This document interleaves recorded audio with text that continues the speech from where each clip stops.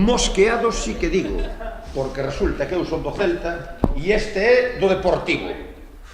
Ai, Benito, por favor, xa me empezas a cabrear. Xa che dicen que o apoio, hoxe non viña a traballar.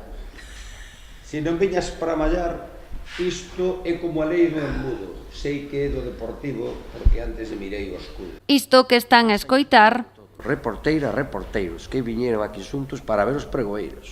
É verdade o que me dis neste luns non de dolores, porque cuesta concelleira estamos nun xardín de flores. Imos traballar 2 días. é unha regueifa. Este será o estilo do pregón das festas de San Xoán de Poio deste ano. E vai ser un pregón rimado. Vai ser un pregón especial, así que de reservar para ese día e chegamos ao final. Algo novo para a xente, é dicir que a pesar de que o temos aí, de que leva moitos anos marcado nas líneas fundamentais da nosa cultura tradicional, pois para moita xente resulta novedoso. O dúo formado por Luís Ocaruncho e Bieito Lobariñas será o encargado de dar a saída a Semana Grande das festas patronais de Poio, unha modalidade que encaixa na filosofía que o Concello quixo aplicar ao programa deste ano, a recuperación da tradición. Cultura e tradición. A regueifa, que é unha, vamos a chamar así, liorta verbal, por decirlo de alguma maneira, eles vos van a explicar